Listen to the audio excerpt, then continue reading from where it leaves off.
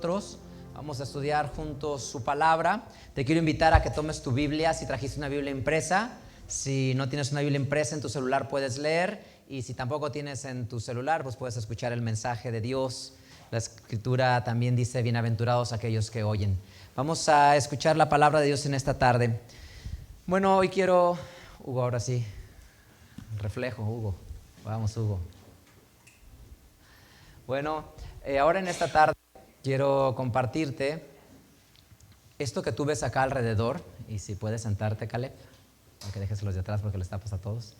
Quiero compartirte que esto que ves acá a nuestro alrededor, tú ves esto que nosotros llamamos cabañas y que hemos aprendido, se conoce como Sukkot, esta celebración.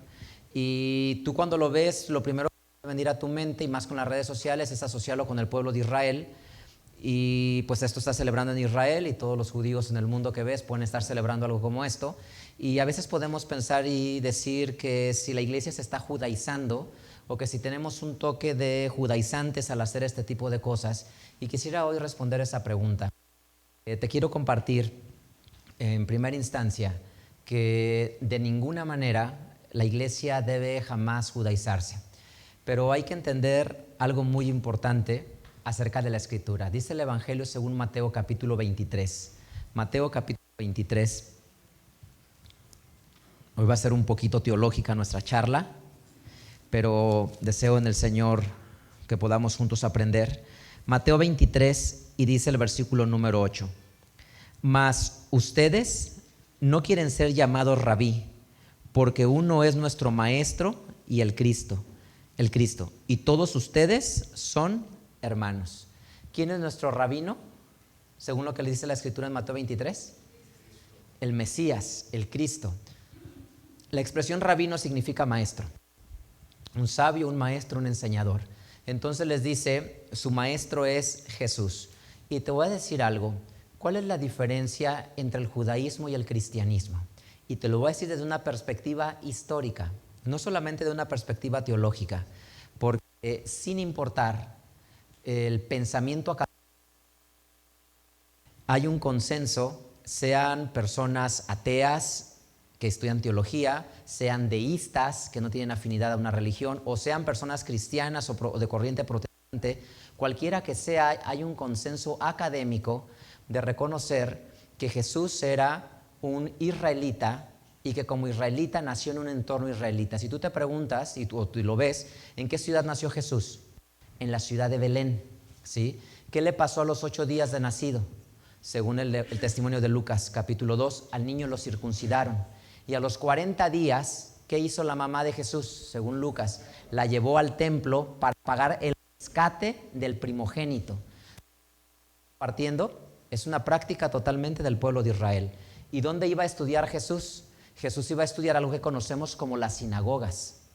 Entonces, ¿cuál es la diferencia entre el judaísmo y el cristianismo? Es una diferencia bien sencilla.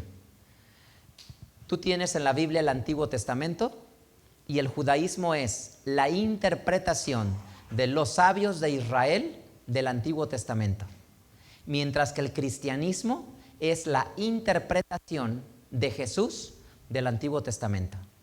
O sea, tú partes de la misma esencia, que es lo que la Biblia llama las Escrituras. El Antiguo Testamento, lo que tú y yo conocemos como Antiguo Testamento, en los días de Jesús se le conocía como las Escrituras. Y la única diferencia, todos parten de esa enseñanza, porque no había otra cosa. Jesús enseñaba las Escrituras. Acompáñame a leerlo. Dice Lucas, cuando Jesús resucita, lo que Jesús quiere es que los discípulos entiendan una cosa. Jesús quiere que los discípulos entiendan las Escrituras. Dice Lucas capítulo 24, versículo 44. Y Él les dijo: estas son las palabras que les hablé estando aún con ustedes, que era necesario que se cumpliesen todas las cosas que están escritas de mí en la ley de Moisés, en los profetas y en los salmos. Entonces les abrió el sentido para que entendiesen las Escrituras.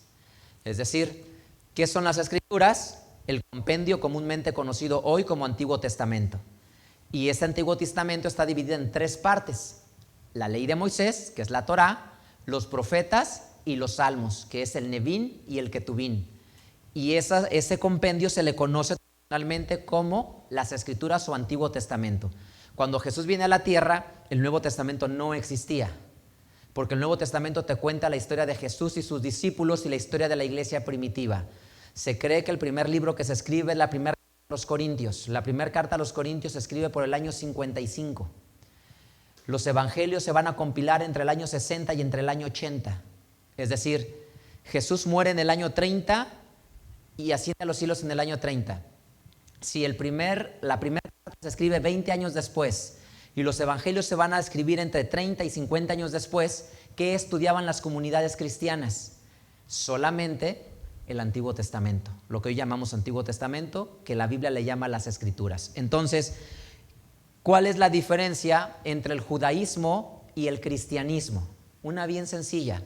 Los dos partimos de la misma base de enseñanza, la lectura del Antiguo Testamento. Solamente que el judaísmo, sus propios rabinos y maestros la interpretan y dicen, esto es lo que en nuestro corazón creemos que el Padre espera de nosotros. Mientras que el cristianismo es la interpretación de Jesús del Antiguo Testamento. Y Jesús siempre cita el Antiguo Testamento. Esto que ves aquí alrededor, bueno, simula ser. Estamos tratando de emular simbólicamente nada más lo que es en la Biblia la fiesta de las cabañas. Juan capítulo 7, mira a Jesús, el fundador del cristianismo.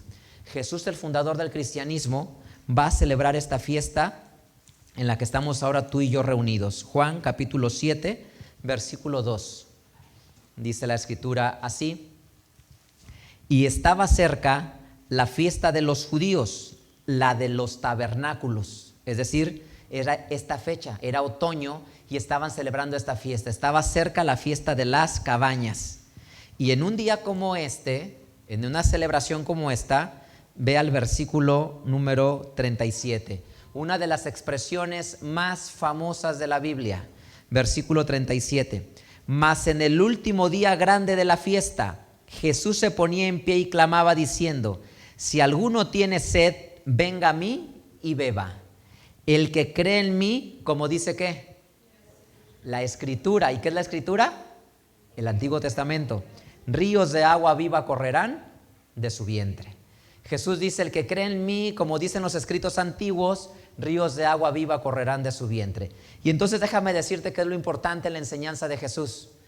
Jesús va a decir: todo lo que Moisés enseñó, todo lo que los salmos enseñaron y todo lo que los profetas enseñaron tenían un propósito: apuntar hacia mí como el Mesías.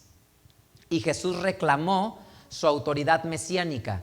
¿Quién es un Mesías? Mesías viene del hebreo Mashiach, que es lo mismo que Christos en el griego, y tanto Mesías como Cristo, los dos significan ungido. Uno en hebreo Mashiach y otro en griego que significa ungido. ¿Quién era un ungido? El que era rey. El sumo sacerdote agarraba el aceite de la unción y derramaba sobre la cabeza de la persona que se iba a convertir en rey. ¿Te acuerdas cuando Dios le dijo a Samuel que Saúl ya no iba a ser el rey de Israel? Samuel se pone muy triste porque Saúl ya no iba a ser el rey. Y entonces le dijo un día Dios a Samuel: Samuel, ¿por qué estás triste? Deja de llorar, límpiate tus lágrimas, llena tu cuerno de aceite y sube a la casa de Isaí, porque de ahí me propondré un rey. Y llega y unge, derrama el aceite sobre la cabeza de David, que se convertiría en el rey de Israel. Entonces, ¿en qué consiste el cristianismo? El cristianismo no es otra cosa más que Jesús de Nazaret reclamando que Él es el Mesías y diciendo: todo lo que habló Moisés era de mí de quien hablaba. Todo lo que hablaban los salmos era de mí de quien hablaba. Y todo lo que los profetas hablaron era de mí de quien hablaba. Y entonces en eso consiste el cristianismo, en que Jesús reclama la autoridad del Antiguo Testamento para decir: yo soy el Cristo, yo soy el Hijo de Dios, yo soy el enviado. Y entonces te quiero decir que en esta primera etapa, Jesús, cuando viene a la tierra, llama a sus apóstoles, y los 12 apóstoles van a ser exclusivamente de la región de Israel.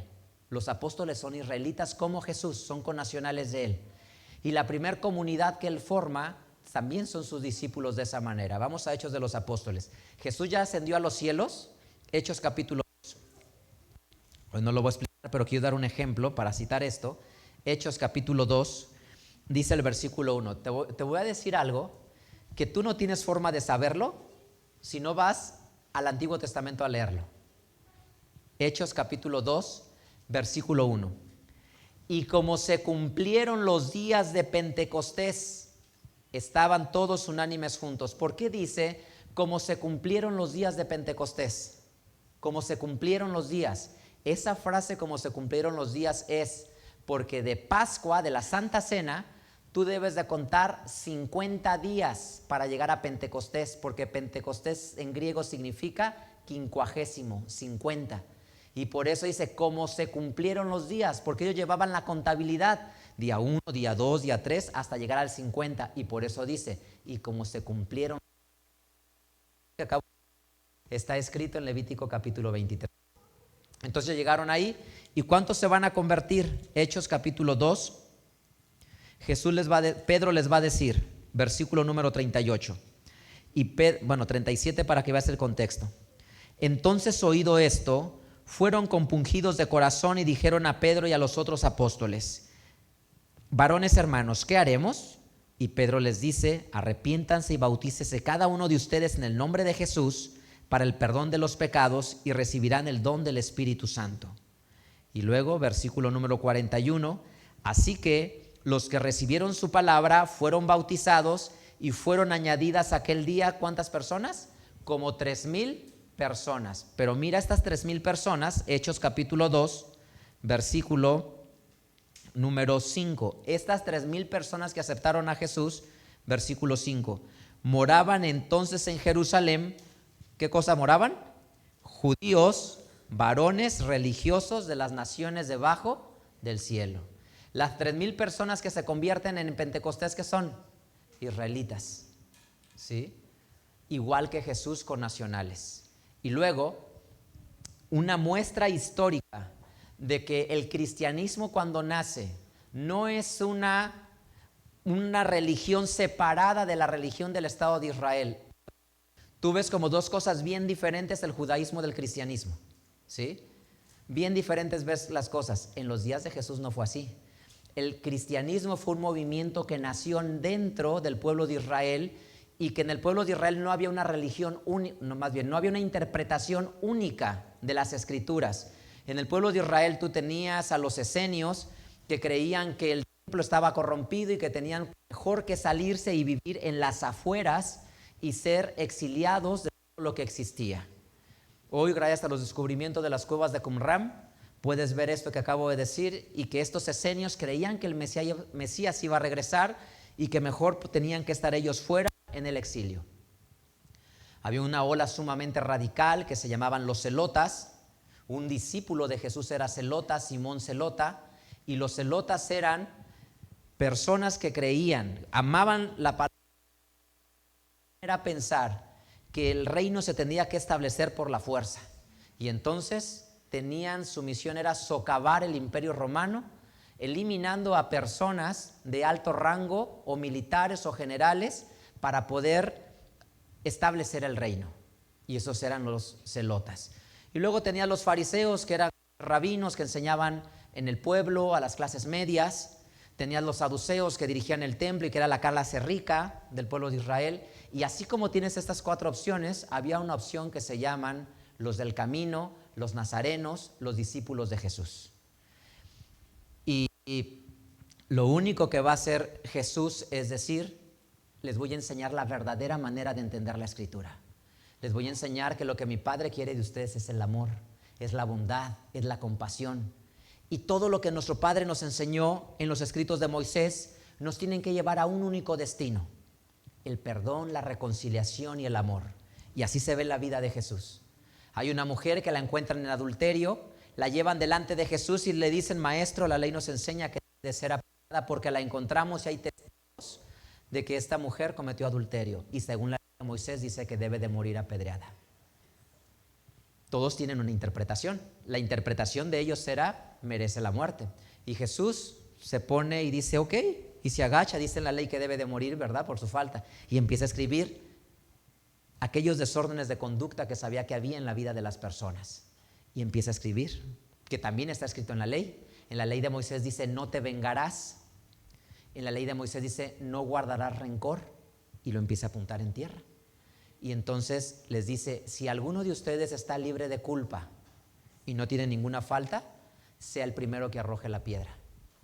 Y todos se voltean a ver y dicen, pues yo soy este que tiene rencor, yo soy este que tiene envidia, yo soy este que vive atrapado en su soberbia, en su arrogancia y en su altivez. Y entonces uno a uno se empezaron a ir. Y Jesús le dice a la mujer, yo tampoco te condeno, vete y no lo hagas más. ¿Qué hizo Jesús? Enseñó una manera distinta de entender la ley.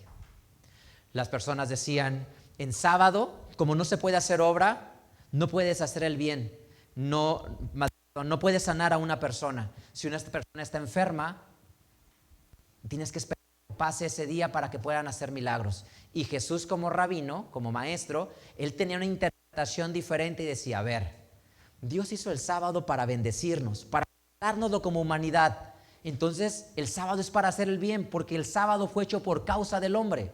Es un regalo para nosotros. Y entonces Jesús decía, en sábado es bueno sanar. Y lo criticaban porque él sanaba en sábado. Es decir, ¿qué es lo que está haciendo Jesús? Está cambiando el paradigma de su tiempo.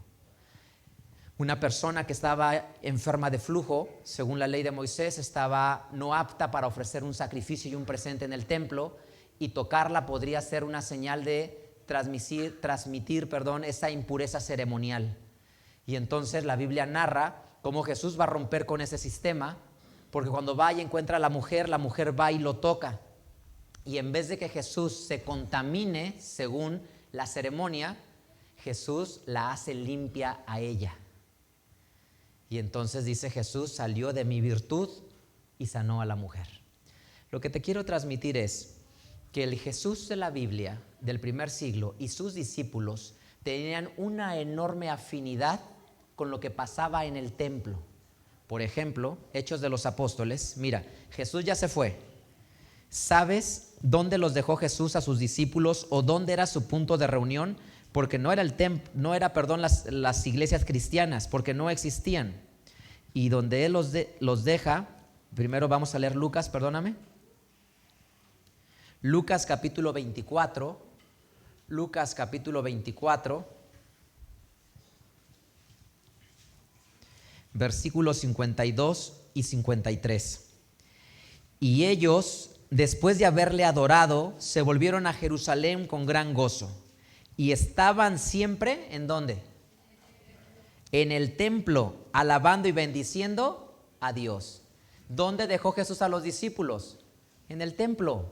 Es decir, el cristianismo primitivo nunca fue una ruptura con la teología del Antiguo Testamento. La única diferencia que los discípulos de Jesús dijeron, nuestro rabí, nuestro maestro es Jesús de Nazaret, Yeshua. Él es nuestro maestro. Mientras que los fariseos decían, no, nuestro gran maestro es Gilel y Shammai, los grandes maestros del fariseísmo. Y los nazarenos, los del camino, decían, Jesús de Nazaret es nuestro maestro. Algunos decían, tenemos que establecer el reino a través de la guerra. Jesús decía, no, al que te hiere una mejilla, pon la otra. Al que te caminara una milla, ve con el 2. Al que te quisiera pedir prestado, no lo rehuses, aún la capa, entrégasela. Dice Jesús, no amen solamente a los que los aman, porque si aman nada más a los que los aman, ¿qué hacen de más? Y no amen solamente a los que hacen la voluntad de nuestro Padre, sino amen a todos, porque nuestro Padre ama a todos sobre los cuales sale el sol. ¿Qué te quiero transmitir?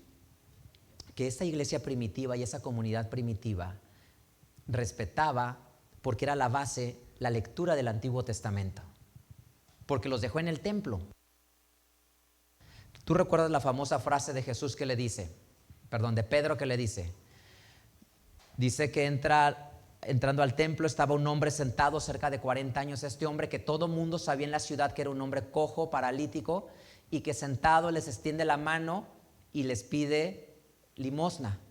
Y los mira y el paralítico esperaba recibir algo de Pedro. Y Pedro se le queda viendo y le dice, no tengo oro ni plata, mas lo que tengo te doy. En el nombre de Jesús de Nazaret, levántate y anda. ¿Dónde le dijo eso? A la entrada del templo. ¿Por qué a la entrada del templo? Porque Pedro Juan iban al templo a orar. Quiero que te des cuenta que no hay una ruptura del templo. Y todo Hechos capítulo 3, 4, 5 y 6, sus interacciones son alrededor del templo. Es decir, forman parte de ello. Entonces, cuando tú miras esto que tenemos acá alrededor, te quiero decir que la primera comunidad israelita, la primera comunidad, los discípulos de Jesús basaban su enseñanza en el Antiguo Testamento. Y cuando los gentiles, los no judíos, llegamos a la iglesia, nos trajeron a aprender lo que Jesús ya había enseñado a sus discípulos. Mateo capítulo 28, versículos 19 y 20. Estas son una de las frases que seguramente lo que voy a leer te lo sabes de memoria.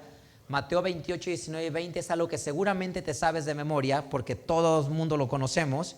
Dice así, Mateo 28, 19, por tanto vayan y doctrinen a todos los gentiles, bautizándolos en el nombre del Padre y del Hijo y del Espíritu Santo. Eso lo sabemos todos, pero mira lo que dice abajito, enseñándoles que guarden todas las cosas que les he mandado. Y aquí yo estoy con ustedes todos los días hasta el fin del mundo. Jesús dijo, ¿quiénes van a ser mis discípulos? Los que les enseñen lo que yo les he mandado. Ese es ser un discípulo de Jesús, el que practica directamente lo que Jesús les mandó. En el Evangelio según Juan, Jesús dice, si ustedes permanecen en mis palabras, serán verdaderamente mis discípulos. Un discípulo de Jesús es el que permanece en la palabra de Jesús, en su enseñanza. Y Jesús le enseñó a Pablo, y mira lo que Pablo escribe. Carta a los Romanos. Romanos. Pablo, el maestro y apóstol de nosotros los extranjeros, los gentiles, mira lo que escribe. Romanos, capítulo número 9. Versículo número 3. Romanos 9:3. Porque deseara yo mismo ser apartado de Cristo por mis hermanos, los que son mis parientes según la carne, que son israelitas, y mira lo que dice la Escritura, de los cuales es, tiempo presente, la adopción, la gloria, el pacto, la data de la ley, el culto y las promesas, de los cuales cuyos son los padres, y de los cuales es Cristo según la carne. Es decir, ¿qué le pertenece al pueblo de Israel según este versículo? La adopción, la gloria, el pacto, la data de la ley, el culto, las promesas, los padres y en la promesa del Cristo y del Mesías. Cuando la gente dice, o me dicen a mí, oye José, pues que eso es una celebración israelita, porque Jesús era israelita y esa enseñanza está tomada del Antiguo Testamento. Y yo acepté a Jesús, al Jesús al que prometió los salmos y los profetas. Y por eso dice, a ellos les pertenece esto. Romanos capítulo 11.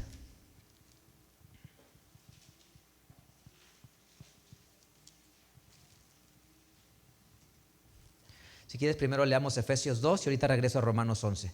Efesios capítulo 2.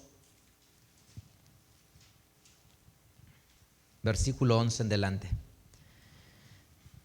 Dice la Escritura así: por tanto, acuérdense que en otro tiempo ustedes los gentiles en la carne, que eran llamados sin circuncisión por la que se llama circuncisión hecha con mano en la carne. 12. Que en aquel tiempo estaban sin Cristo, alejados de la república de Israel y extranjeros a los pactos de la promesa, sin esperanza y sin Dios en el mundo. Mira lo que dice el apóstol Pablo, maestro de los gentiles. Estaban sin esperanza y sin Dios en el mundo. ¿Por qué? Porque en Israel, donde está Jesús, están las promesas, la adopción, el pacto. Versículo número 13. Mas ahora en Cristo Jesús, ustedes que en otro tiempo estaban lejos, habéis sido hechos cercanos por la sangre de Cristo. Versículo número 19, me salto hasta el versículo 19, dice, así que ya no son extranjeros ni advenedizos, ¿te fijas? O sea, dice, ya no son extranjeros ni advenedizos, sino juntamente ciudadanos con los santos y domésticos de Dios. ¿En qué nos convertimos? Dice según este versículo de Efesios. En ciudadanos. Otras versiones dicen con nacionales, con ciudadanos, con los santos y domésticos de Dios. Es decir, la lógica de la Biblia es, hay un pueblo al que vino Jesús y ese pueblo es el pueblo de Israel. Si tú lo lees en Mateo capítulo 10 y Mateo capítulo 15, hay dos historias. En una de ellas, en Mateo 10, una mujer sirofenicia se acerca a Jesús y le dice: Hijo de David, misericordia de mí. Y Jesús le contesta: no soy enviado sino a las ovejas perdidas de Israel. Ten misericordia de mí. Jesús le dice: no es bueno dar el pan a los perrillos. Y la mujer le dice: cierto, pero aún los perrillos comen de las migajas que caen de la mesa de su Señor. Y Jesús le dice: tu fe te ha salvado, sea hecho como tú decides que sea. Pero Jesús le dijo: no soy enviado sino a esta misión. En Mateo capítulo 15 Jesús le dice a los discípulos: por camino de gentiles no vayan, y en ciudades samaritanos no entren, vayan a las ovejas perdidas de la casa de Israel. ¿Por qué Jesús dijo tanto ir a las ovejas perdidas de la casa de Israel? Porque según los profetas en Isaías, en Jeremías y en Ezequiel, el verdadero Mesías es el que cuando viniera encontrara a las ovejas perdidas de Israel. Y por eso Jesús las encuentra y lo aceptan a él como el Mesías. No era que todo el pueblo lo aceptara. En la profecía bíblica nunca se esperó que todo el pueblo aceptara a Jesús. Con que un remanente lo aceptara, con que un puñado le aceptara, en la profecía bíblica era suficiente para declararlo como el Mesías. Y una parte del pueblo de Israel lo aceptó, otra parte no lo aceptó, pero era totalmente normal. Y entonces Jesús lo que va a decir es: traigan a los extranjeros, incorpórenlos aquí. Y eso es lo que quiero que entiendas que es la iglesia. La iglesia es lo que fundó Jesús con sus primeros discípulos y dijo: a todas las naciones, tráiganlas aquí. Y esto es lo que significa Cabañas. Cada rama representa un ser humano que ha sido cortado de un pueblo para ser traído al Israel espiritual, a la iglesia de Cristo, a la iglesia de Jesús. Y que la misión era que ellos fueran parte de esta bendición. Aquí donde estás en Efesios capítulo 3. Efesios capítulo 3, versículo número 4 en delante. Leyendo lo cual pueden entender cuál sea mi inteligencia en el misterio de Cristo, el cual misterio en los otros siglos no se dio a conocer a los hijos de los hombres, como ahora es revelado a sus santos apóstoles y profetas en el Espíritu, que los gentiles sean juntamente herederos e incorporados y consortes de su promesa en Cristo por el Evangelio. Es decir, dice que los gentiles vengan y sean incorporados. Tú tienes, esta es la iglesia que fundó Jesús, y se trata de que las naciones vengan y conozcan al Jesús de la Biblia. Y pondré un ejemplo. Imagínate que, un ejemplo muy mexicano, en nuestro país es muy común que muchos de nuestros connacionales migren a Estados Unidos buscando mejores condiciones de vida. Y desde hace muchos años hay grandes cantidades de migrantes que llegan allá. Y Estados Unidos tiene sus propias reglas, sus propias leyes, sus propias costumbres, sus propias prácticas. Y tú llegas allá y tú no puedes decir: bueno, ahora queremos que el 16 de septiembre sea feriado. Ahora queremos que el 20 de noviembre sea feriado. No. Tú llegas allá y dicen: aquí es 4 de julio y el 4 de julio aquí se respeta. Es un día feriado y el 4 de julio es feriado, porque van allá. Y nuestros connacionales que se esfuerzan por tener la ciudadanía americana tienen que saber algunas cosas básicas de la historia: cuántas estrellas tiene la bandera, el himno de aquel país, y tienen que aceptar ser incorporados a esa nación. En la Biblia es algo muy parecido. Nosotros somos de otras naciones espirituales, no me refiero literal, nada de esto es literal. Yo soy mexicano y mi corazón siempre será mexicano, pero se refiere que somos traídos aquí al Israel de la Biblia, que es un concepto, no es un país, no es una nación. es un concepto que es la iglesia de Dios, la iglesia de Cristo. Aquí son traídos, pero ¿quién te alimenta? Yo no llego a Estados Unidos y les digo, bueno, a partir de ahora, estos son los días feriados en México, quiero que aquí también sean feriados los mismos días y que aquí me celebren el Día de Independencia Nacional el 16, la Revolución Mexicana el 20 de mayo, bueno, el 20 de noviembre, pues lo pueden celebrar, como lo hacen las comunidades latinas, mexicanas, pero no son días feriados. Son dos cosas diferentes. Lo mismo pasa en esto de la Biblia y es algo que debemos comprender. Romanos capítulo 11. Romanos capítulo 11.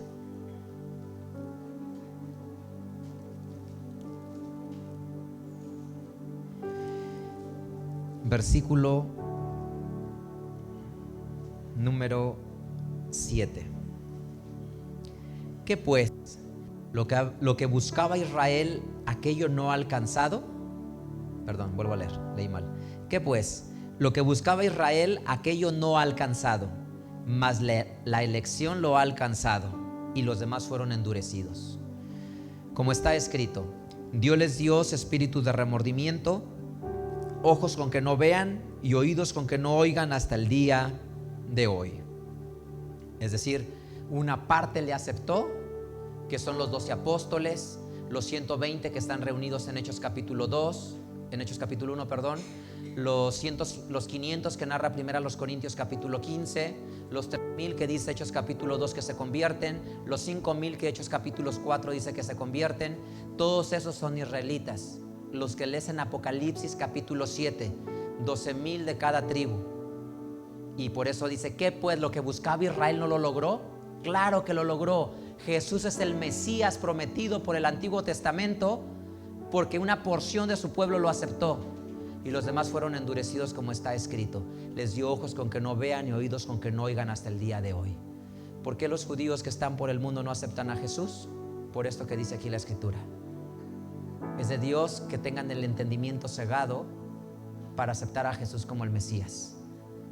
Pero gracias a eso se abre una puerta para los gentiles. Porque si tú lees la historia en Hechos de los Apóstoles, dice muy claramente que Pablo les dice, ok, se consideran muy dignos y que no quieren recibirlo, nos vamos a los gentiles. Y le empiezan a predicar a los no judíos. Y entonces la iglesia se empieza a llenar de personas como tú y como yo. Y dice Romanos 11, versículo número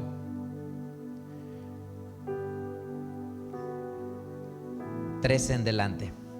Porque a ustedes hablo, gentiles, por cuanto pues yo soy apóstol de los gentiles, mi ministerio honro, por si en alguna manera provocase a celos mi carne y hiciese salvo a algunos de ellos.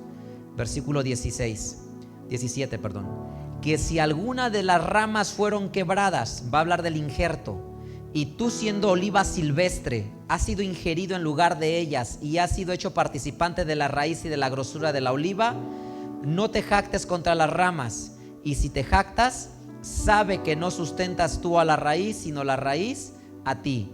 Pues las ramas, dirás, fueron quebradas para que yo fuese ingerido.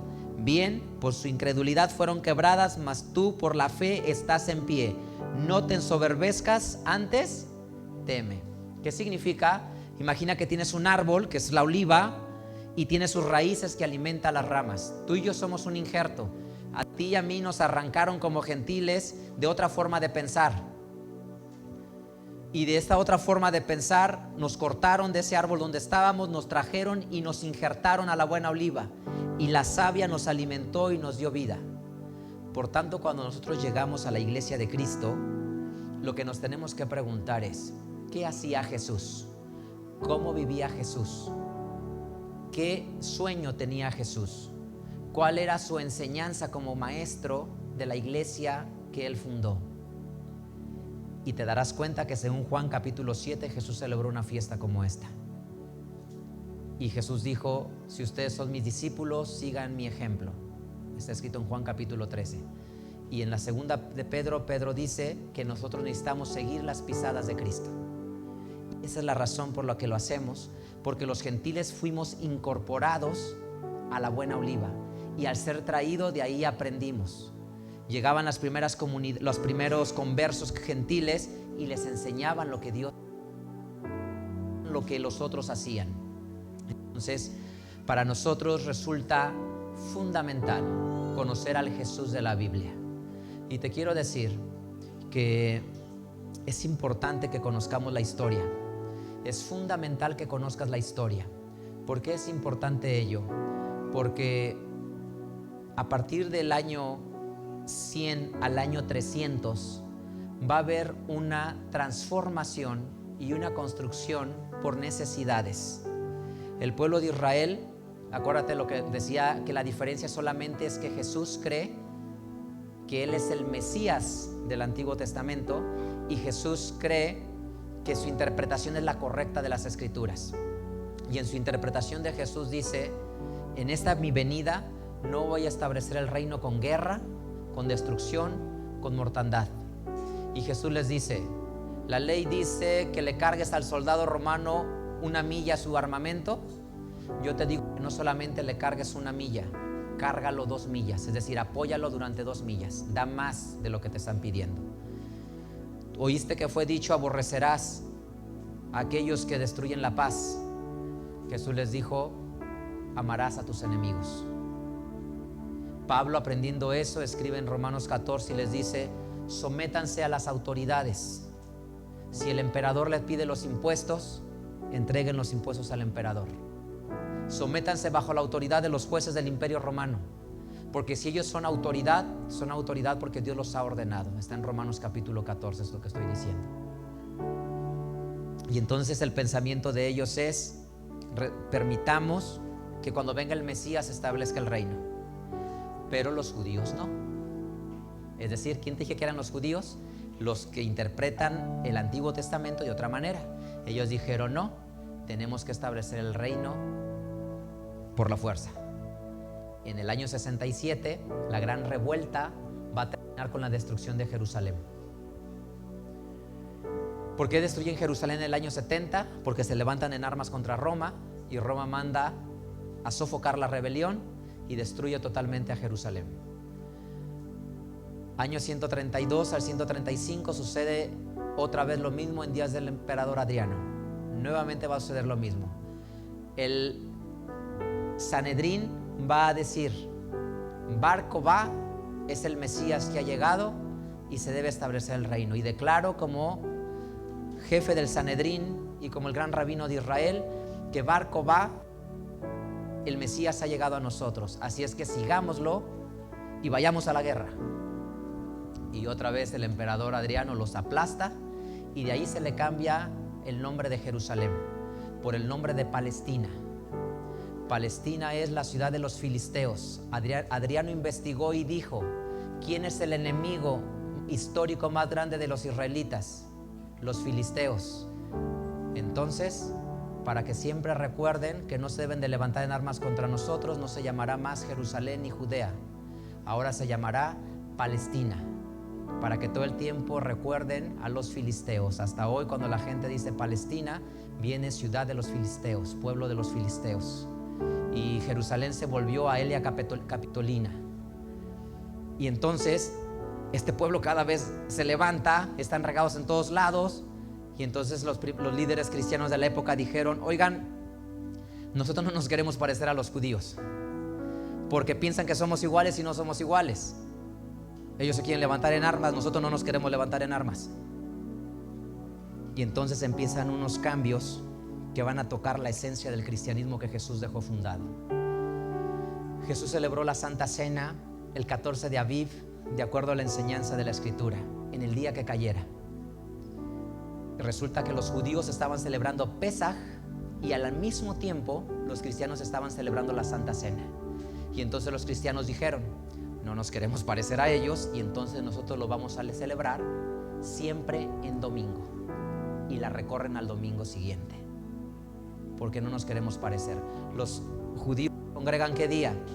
El sábado, como Jesús lo hacía, porque de eso dice Lucas capítulo 4 versículo 16.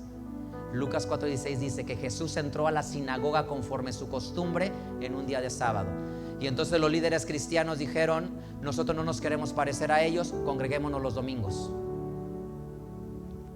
Entonces dijeron: nosotros necesitamos un Dios para competir con el Yahvé o con el con el gran yo soy o con el eterno del pueblo de Israel.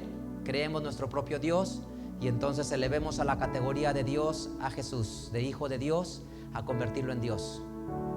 Y empezaron una serie de transformaciones que los famosos padres apostólicos prenicenos formaron para modificar todo esto. Entonces, yo te quiero invitar a que tú regreses al cristianismo primitivo, que tú seas discípulo de Jesús, que leas el Evangelio y te preguntes qué hacía Jesús en su enseñanza y en su mensaje puro. Tristemente, por necesidades políticas, históricas, cambiaron las cosas entre el año 100 y el año 300. Y eso que se consolidó en el 325, cuando el Imperio Romano agarra el cristianismo y la hace religión de Estado, tristemente destruye la esencia del cristianismo. ¿Por qué lo destruye? Porque Jesús dijo: amarás a tu prójimo como a ti mismo. Y el concilio de Nicea dijo: todo el que no abrace el credo de Nicea será hereje y apóstata, y a los herejes los voy a matar. La intolerancia religiosa es propia del Imperio Romano. En el judaísmo no existe la intolerancia, porque el judaísmo podría convivir con diversas formas de pensar, como existe hasta el día de hoy muchas formas en el judaísmo de entendimiento, y eso era Jesús. Jesús podía coexistir con muchos pensamientos, pero entonces dijeron: el que no crea como nosotros no tiene derecho a existir. No es pensamiento de Jesús. Y por eso siempre en nuestra congregación enseñamos a nuestros congregantes que viajen al Evangelio, lee el Evangelio y vive como Jesús vivió. Despojémonos de la tradición y la historia que impuso un Jesús distinto al que está narrado en el Evangelio. Y por eso es que celebramos Sukkot, porque mi Maestro, mi Salvador y mi Redentor lo celebró en Juan capítulo 7. Y soy un hombre que espera la venida de Jesús. Jesús les dijo: no me verán otra vez hasta que digan Baruch Abba Beshem Adonai, bendito el que viene en el nombre del Señor. En Mateo 23, últimos versículos, Jesús dice: cuando me vengan a venir dirán eso. Y entonces Romanos capítulo 11 dice claramente que de los dos pueblos hará un solo pueblo. Y esa es una promesa escrita en la palabra. Jesús viene por su iglesia, por aquellos que ama y aquellos que han abrazado su camino. Así que yo te quiero invitar a que trates de ir al Evangelio del primer siglo, a lo que Jesús practicó en el primer siglo. Y somos bendecidos que vivimos en una época donde hay mucha historia. Las grandes obras de historia del cristianismo están escritas en holandés, no se traducían. Las grandes obras están escritas en alemán, en francés, en inglés. Muy poca literatura de profunda calidad se escribió en español. Y durante mucho tiempo no teníamos acceso a ello. Hoy, gracias a todo lo que tenemos, esas obras que estaban en holandés y que casualmente solamente llegaban a inglés, hoy están en español o en inglés, que es un idioma mucho más leíble y accesible para todas las personas. Hoy, académicamente, nadie puede negar ni refutar. Historiadores sumamente serios prueban que Jesús, el del primer siglo, era un Jesús israelita, que celebró Shabbat, que celebró Sukkot, y que la iglesia primitiva del primer siglo respetaba fielmente los escritos del Antiguo Testamento. Así es que, bienvenido a la comunidad y a la congregación MDR. Que el Dios de Israel te bendiga ahora y siempre. Vamos a alabar su nombre.